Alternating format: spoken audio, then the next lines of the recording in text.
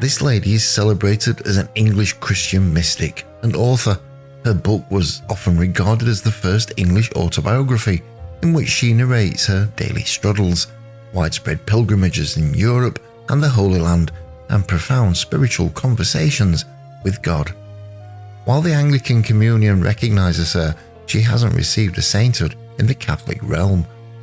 Born around 1373 in Bishop's Lynn, present-day King's Lynn in Norfolk, England, she was christened Margery Burnham or Brunham. Her father, John Brunham, was a notable figure in Lynn, serving as both a merchant and a mayor and representing the town in Parliament. Historical records trace her family to her grandfather, Ralph de Brunham, mentioned in the Red Register of Lynn in 1320. By 1340, he had a role in local parliament. Another family member, like her brother Robert Brunham, served as a member of Parliament for Lynn in 1402 and 1417. So join me now as we look back on the incredible life of Margery Kempe.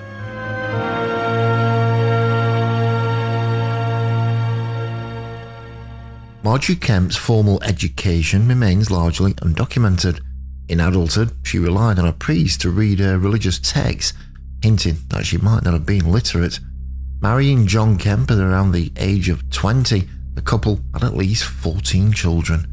A devout Catholic, Kempe believed she had a unique bond with Christ, resulting from numerous adult visions. After her first child's birth, she experienced an 8-month crisis, possibly postpartum psychosis.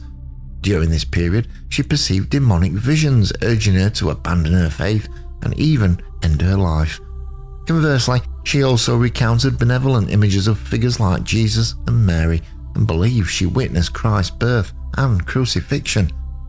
These experiences influenced her daily life, marked by intense devotion and frequent confessions. Her actions often angered the community. Kempe's visions included Christ's assurances of her forgiven sins and specific instructions for her life of devotion. She faced several public outbursts of overwhelming emotion, leading to her imprisonment and threats of assault. She documented her spiritual journey in the Book of Margery Kempe, now deemed the first English autobiography. Despite being tried for heresy numerous times, Kempe was never convicted. Accusations against her included unauthorized preaching and flaunting her unique connection to God, unsettling the clergy and lay people. Her actions, such as wearing white as a married woman and claiming to know the destinies of souls, were contentious. Nonetheless, Kempe's enduring legacy is her autobiography, a testament to her extraordinary spiritual journey.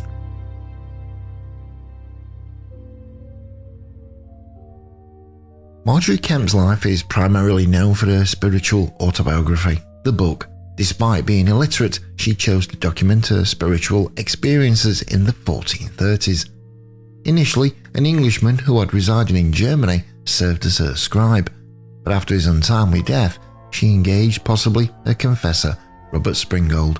The work began in 1436 and later covered the period from 1431 to 1434. Kempe's narrative starts with her challenging childbirth, followed by a profound religious vision. Despite pursuing domestic ventures like brewing and grain milling, both businesses soon faltered. While attempting a devout life, she grappled with worldly temptations, and eventually Kempe committed fully to her spiritual vision. By 1413, she and her husband adopted a chaste marriage, although it's hinted she became pregnant during a pilgrimage, raising questions about their vows' continuity.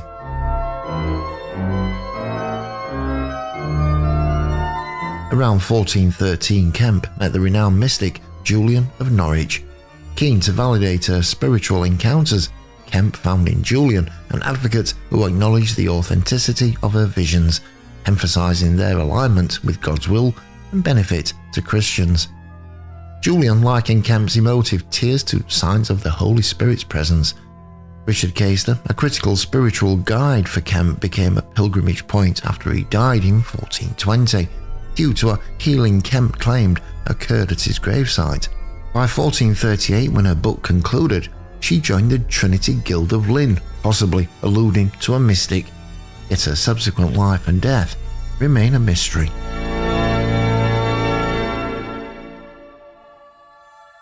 The manuscript of Kempe's book was transcribed around 1450 by a scribe identified as Norwich monk Richard Salthouse. The document bears annotations from 4 different contributors. An initial title links the book to the influential Carthusian Priory of Mount Grace in Yorkshire. While many of these notes corrected or clarified the text, some commented on the book's content and drew parallels to Kempe's themes.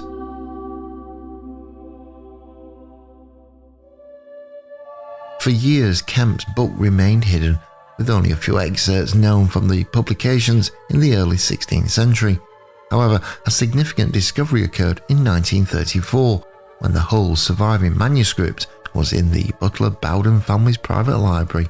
Scholar Hope Emily Allen subsequently examined it, and this valuable text has since seen multiple reprints and translations. Kempe's book stands out as a rare glimpse into the life of a middle-class medieval woman. Unlike many spiritual women of her time, such as Julian of Norwich, Kempe was not a nun, making her perspective unique. Though she has been labelled as an eccentric or even mad, modern studies suggest her portrayal might be more typical of her era's piety than previously believed. Some argue her autobiography is a work of fiction meant to shed light on societal norms, citing her detached reference to herself as this creature. Yet this could also be a demonstration of her humility before God. Her spiritual journey began after the birth of her first child, and while it's unclear if Kempe was literate, she was familiar with religious texts.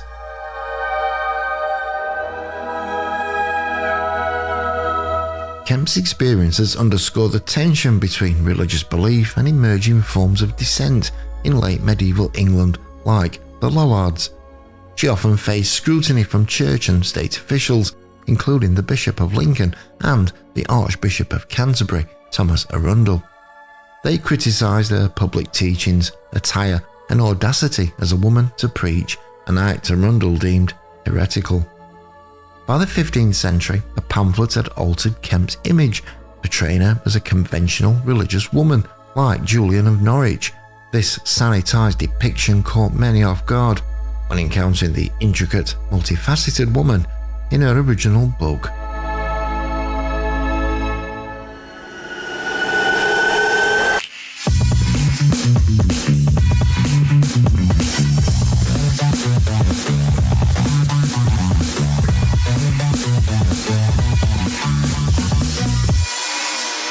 Kempe's urge for pilgrimage was sparked by Bridget of Sweden's revelations, which championed indulgences, church pardons for sins, promising reduced purgatorial time after death.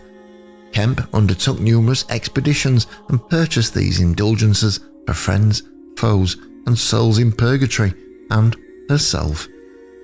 In 1413, after her father's demise, Kempe journeyed to the Holy Land. She paused briefly in Venice, which was in its medieval prime, rich with relics and commerce. From Venice she headed to Jerusalem, lightly passing through Jaffa. The breathtaking sight of Jerusalem atop her donkey at Nabi Samuel left her almost in sheer astonishment. While in the Holy Land, she visited revered sites like Bethlehem, Mount Zion, and the burial places of Jesus and Mary. She concluded her Middle Eastern vacation by visiting the River Jordan and then returned to Italy. While in Rome, she visited numerous churches and stayed at the hospital of St. Thomas of Canterbury, having also spent time in Assisi. By Easter 1415, she headed back to Norwich via Middelburg.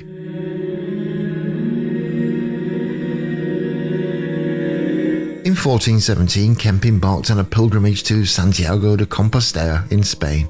Her journey wasn't without challenges.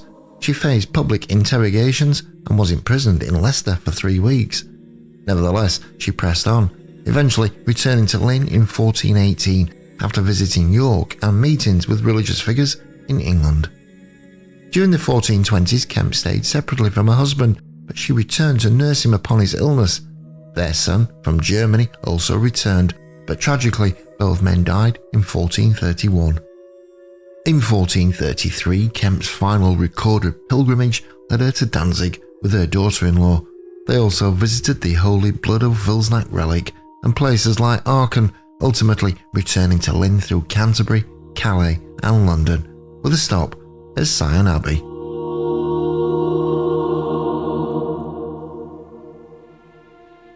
Margery Kempe's passing signalled the end of an era marked by deep spiritual hunger and unprecedented pilgrimage. Yet her spirit lived on, not in grand monuments or shrines, but in the words she left behind. The discovery of her autobiography, The Book of Margery Kempe, provided a unique and invaluable glimpse into the life of a medieval woman who dared to defy societal norms in pursuit of divine connection. Kempe's narrative, fraught with trials, travels and spiritual revelations, became an enduring testament to the resilience and complexity of human faith. As the centuries passed, scholars, feminists and spiritual seekers alike would come to appreciate her story. Some saw in Kempe a proto-feminist, challenging the patriarchy of her time. Others recognized a devoted mystic, touching the divine in ways few could fathom.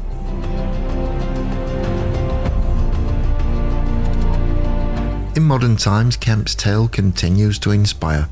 Her struggles with mental health, her quest for spirituality beyond the confines of institutional religion, and her raw human moments of doubt and determination resonated deeply with a world searching for authenticity. Margery Kempe might have departed from this world, however, her legacy was immortalised, her spirit still journeying with every soul that sought understanding, every heart that yearned for a connection with the divine, and so from the streets of medieval Lynn to the hearts of 21st century readers, the echoes of Kempe's cries, tears and laughter continue to reverberate, timeless and enduring.